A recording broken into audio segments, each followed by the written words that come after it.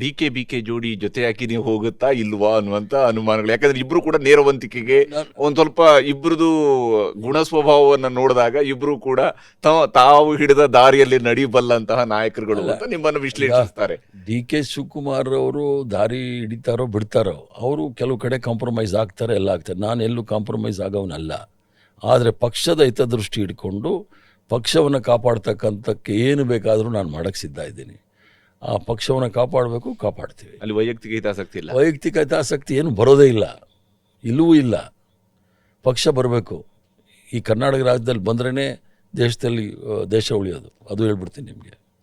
ಸರ್ಕಾರ ಮತ್ತು ಪಕ್ಷದ ನಡುವೆ ಸಮನ್ವಯ ಏನೂ ತೊಂದರೆ ಇಲ್ಲ. ಅದಕ್ಕೊಂದು ಸಪರೇಟ್ ಆದಂಥ ಸಮಿತಿಗಳದ ಈಗ ಯಾಕಂದರೆ ಸುಮಾರು ವರ್ಷಗಳಿಂದ ನಮ್ಮ ಸ್ಟ್ರಕ್ಚರ್ ಇದೆ ನೋಡಿ ಕಾಂಗ್ರೆಸ್ದು, ಅದನ್ನು ಇವರು ಮಾಡೋಕ್ಕೆ ಬಿಟ್ಟಿಲ್ಲ, ಹಂಗಂಗೆ ನಡ್ಕೊಂಡು ಹೊರಟೋಯ್ತು. ನಾನು ಅದಕ್ಕೆಲ್ಲ ಅವಕಾಶ ಕೊಡೋದಿಲ್ಲ. ಕಾಂಗ್ರೆಸ್ ಪಕ್ಷದಲ್ಲಿ ಇಷ್ಟು ವರ್ಷ AICCನಲ್ಲಿ ವರ್ಕಿಂಗ್ ಕಮಿಟಿನಲ್ಲಿ ಇದ್ದವನು, ಕಾಂಗ್ರೆಸ್ ಪಕ್ಷದ ಸಂವಿಧಾನದಲ್ಲಿ ಏನಿದೆ ಅದರ ರೀತಿ ಮಾಡ್ಕೊಂಡು ಹೋಗ್ತಾ ಇರ್ತೀನಿ.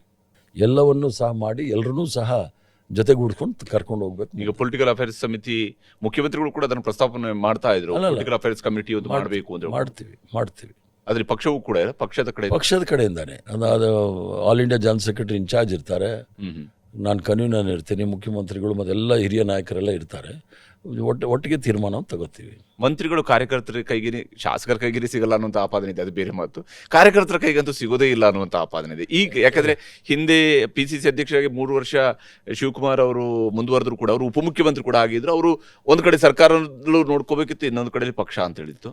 ಬಹಳ ನಿರ್ಧಾರಗಳನ್ನು ಹೇಳಿದ್ದು ಕೂಡ ಅದು ಕಾರ್ಯರೂಪಕ್ಕೆ ಬರೋದಕ್ಕೆ ಆಗದಿರುವಂತಹ ಫಾಲೋ ಅಪ್ಗಳು ಬಹುಶಃ ಕಡಿಮೆ ಆಗಿರಲೂಬಹುದೇನೋ ಗೊತ್ತಿಲ್ಲ. ಆದರೆ ಪಕ್ಷದ ಕಚೇರಿ ಅಡ್ರೆಸ್ ಎಲ್ರಿಗೂ ಕೂಡ ಹೇಳ್ತೀರಾ? ಇಲ್ಲ, ಈಶ್ವರ್ ಖಂಡ್ರೆ ಅವರು ಬಂದಿದ್ರು, ಡೆಪ್ಟಿ CM ಬಂದಿದ್ರು, ಎಲ್ಲರೂ ಬರ್ತಾರೆ ಕಚೇರಿಗೆ. ಆ ಥರ ಏನಿಲ್ಲ, ಬರ್ತಾರೆ. ಕಾರ್ಯಕರ್ತರಿಗೆ ಲಭ್ಯ ಆಗ್ತಾರೆ ಮಂತ್ರಿಗಳು. ನಾನಂತೂ ಇದ್ದೇ ಇದ್ದೀನಲ್ಲ, ಯಾರಿಲ್ಲದೆ ಇದ್ರೂ ನಾನು ಅವ್ರ ಕಾರ್ಯಕರ್ತದ ಏನೇ ವಿಚಾರಗಳಿದ್ರೆ ನಾನು ಮಾತಾಡೋಕ್ಕೆ ತಯಾರಿದ್ದೀನಿ. ಎಲ್ಲ ಥರದವರು ಬರ್ತಾರೆ ನನ್ನ ಹತ್ರ. ಯಾಕೆ ಹಿಂದೆ ಪರಮೇಶ್ವರ್ ಅವರ ಟೈಮಲ್ಲಿ ವಾರಕ್ಕೊಂದು ದಿವಸ ಒಬ್ಬ ಮಂತ್ರಿ ಬಂದು ಕೂತ್ಕೋಬೇಕು KPCCಯಲ್ಲಿ ಅಂತ ಮಾಡಿದ್ರು. ಅದು ಕೂಡ ಸರಿಯಾಗಿ ಆಮೇಲೆ ಅನುಷ್ಠಾನ ಆಗ್ಲಿಲ್ಲ.